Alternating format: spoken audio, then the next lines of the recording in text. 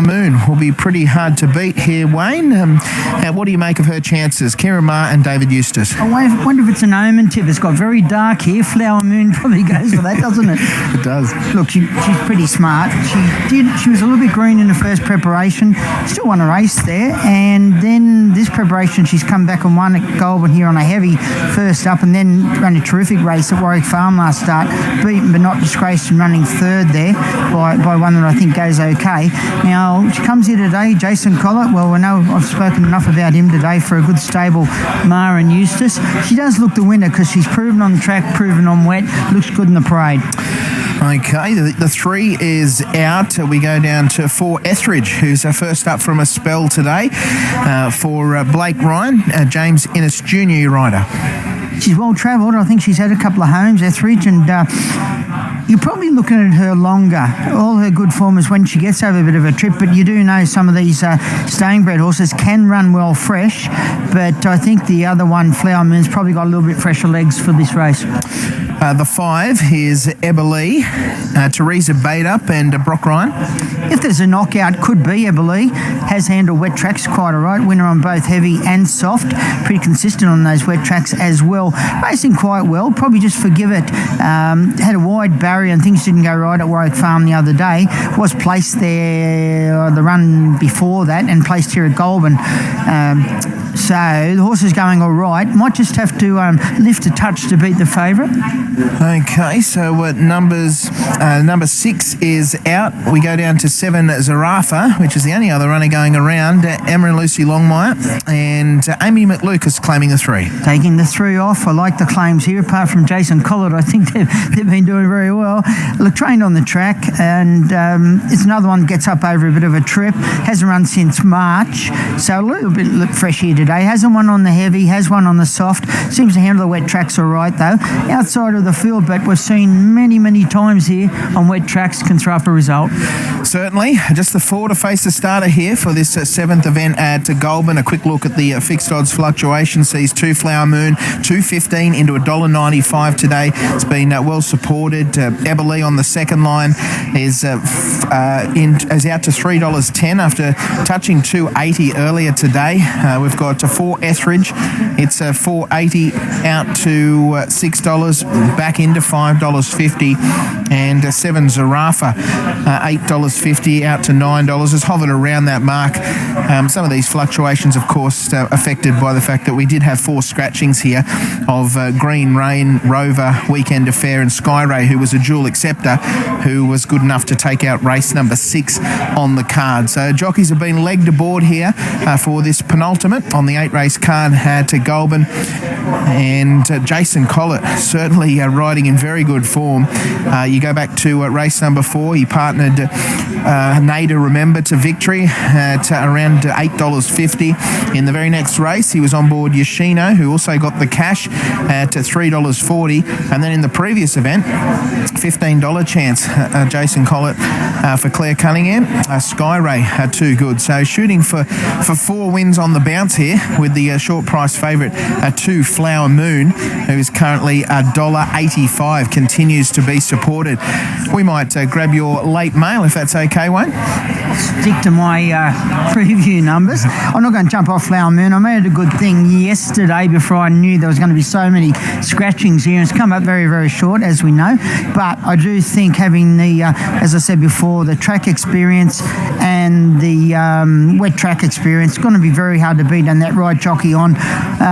It's hard to know what are the best barriers here today. They've been winning from everywhere, inside, outside. I think she's come back a bit stronger this prep, and I've got her on top. I think Eberlee, if there's going to be a danger, could be Eberlee. It's got very good wet track form and has run well here before, so you've got to throw it in there. The other 2 are known over further trips. Etheridge, and also Zarafa. But as I said, stranger things have happened here on wet tracks. And they're coming down the extreme outside of the track here. So you got a horse like Flower Moon. It's probably unusual for her. A veteran of only 5 starts, and you're dragging them out to the outside like that. Sometimes they get confused. So, but anyway, that's one way I've gone. 2, 5, 4 and 7. 2, 5, 4 and 7. The numbers here from Wayne in race number 7. Pretty keen on 2 Flower Moon. Being joined by Teresa Bader, trainer of 5 Everly here, who looks one of the main chances in the race. So how's she progressing? Yeah, look, she's really well on herself. She's been racing really consistently this preparation, handles these wet tracks, which is a bonus. We only have to go back at 2 starts to see a second place finish there at Warwick Farm on a heavy night. Yeah, look, she gets through the wet, no dramas at all. She's got that race fitness on her side. And yeah, when it looked like falling away to a small field, she'll put herself up there, probably outside the leader, and yeah, hopefully she's hard to beat. And she's raced well here in the past? Yeah, she's run some really nice races here. She's just one of those good, honest mares that tries every time you send her out, and it's just a bonus when they're handling these heavy tracks. What did you make of her latest run there at Warwick Farm? Yeah, look, she just copped a bit of a check on the home turn and just sort of knocked the wind out of her a little bit. She kept trying, but yeah, just got the wind knocked out of her at a vital stage. So it was probably a better run than what it looked on paper. Okay, so sitting up outside the speed today, will you look, were any instructions for Brock Ryan to head anywhere towards the outside? Oh, look, I think it's pretty obvious that the outside fence is the place to be. So, Brock's been riding out there all day today. So, yeah, I'm sure he knows where to head. And what are the confidence levels here in the small field? Yeah, look, these small fields are always tricky. They're very tactical affairs, but I've got a mare that handles the wet. She's race fit. She's very honest. So, look, she's a very good chance, I would think. Wish you all the best. Thank you. Okay, Teresa Bate up there, trainer of horse number 5, Eberly, who is certainly expected to provide the main opposition to our favourite 2 Flower Moon. They're the 2 favourites in the race. Flower Moon now $1.85 and into odds on after being at $2.15 after scratchings this morning. 5 Eberly, probably the best back runner in fairness, $4.40 into $2.70. You've got 4 Etheridge, who's just getting out now as a result of the 2 favourites being well supported. It's $4.80 out to a $9.50 now. And 7 Zarafa, $14 was on offer earlier today, now a $9.50 chance. So, yeah, they're always tactical affairs, these sorts of races with small fields. And Flower Moon, I think, was scratched from a race might have been Canterbury the other day in preference for this race. And from gate number 1, this daughter of Shalaa, who's lightly raced. She's only had the 5 starts for 2 wins and a minor placing. She is the market leader at $1.90 currently. So as far as the speed goes here, Wayne, just the 4 to go round, you would think that perhaps Flower Moon would lead. Eberly sits outside it. She's led before. She did lead here at Goulburn the first time she was here when she won. I think she can sort of be anywhere. She seems to be pretty adaptable. Early door, she did want to go a little bit keen, and they were trying to teach her to come back off the speed to be able to settle to obviously finish off. But she led here when she won, and that day was a heavy, I think it might have been a heavy 8 or 9. So then first up here recently, she raced handy, and that was a heavy 9, I think, on that occasion. Just young horses, when they're asked to sort of get out, they're taught to follow an inside rail, and then all of a sudden they get on these heavy tracks and it appears that the going's better out there. You're trying to get them out there, not sharply, but coax them into coming out there, and they're thinking, hang on. And you see quite a lot of them want to hang in and get back to the inside fence. Only something simple like that might come against you here, because 2 of the other horses are, well, they're older horses, older stages, and they're pretty tough. You never know what can happen at the end of a race. All right, well, 20 seconds of betting time remaining here. We might join Anthony Manton now for the call ahead of a start race 7. Leave Eberly. So the mares at benchmark 64 level, only left with a field of 4 here, Russ. The Complete Plumbing Solutions benchmark 64, and they're all mares. Flower Moon favourite, maroon, white cross sash, yellow armbands, carries a nose roll, and it's drawn off the inside. Set to go. Ready. And they're off. Flower Moon off the inside, got the best of the start. Zarafa just flopped out the back. Eberly quickly into second. Etheridge third, and Zarafa's 4 lengths off Etheridge at the back of the field. 1,200 to go. Flower Moon and Eberly's a length away second, not pressuring the leader for the moment. Then came the stayer Etheridge, 3 lengths off the first 2, and Zarafa is the last one to that far turn. 1,000 metres left to go, and it's Flower Moon, the favourite, being left alone. Eberly Eberly a length away in second, 2.5 to Etheridge, and Zarafa tacks on at the tail of the field. So trying to get a breather here, Flower Moon through the middle stages, 750 left to go, led by 3/4.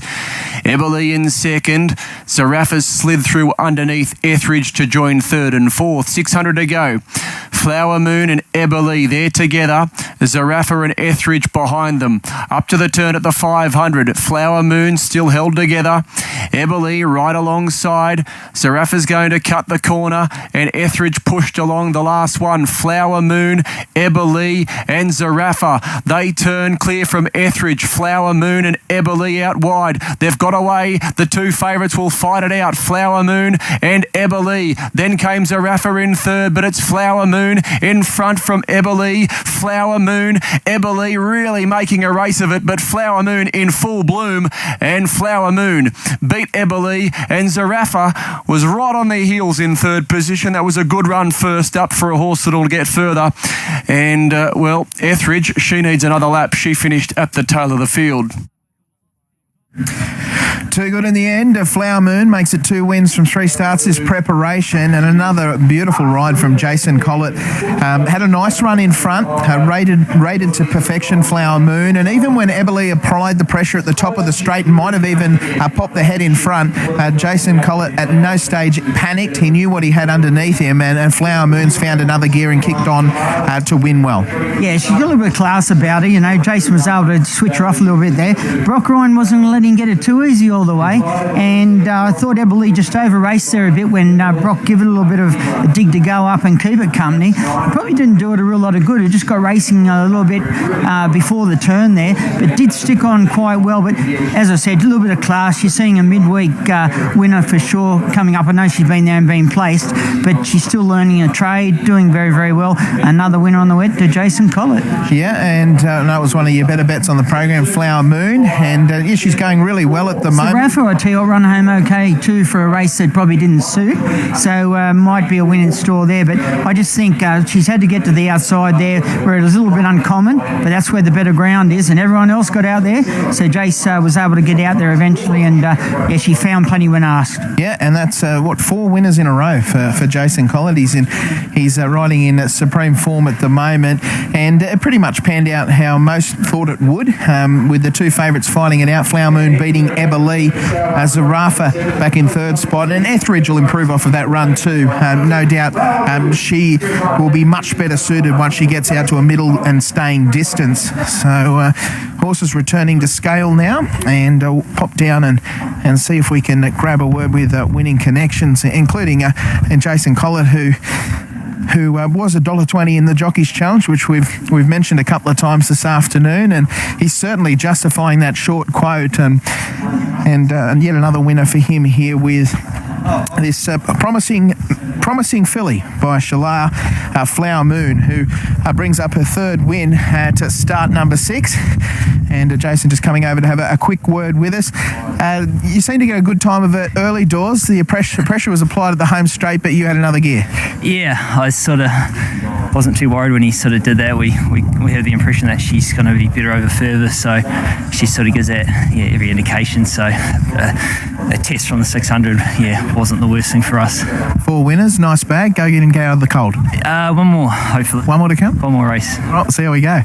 There he is, Jason Collett, and 4 on the bounce, and he reckons he might be a chance in the last as well. So if you took the $1.20, I think you're home and hosed there, but that might have been a little bit of a tip there for us in the final event. We've got to get to Tamworth.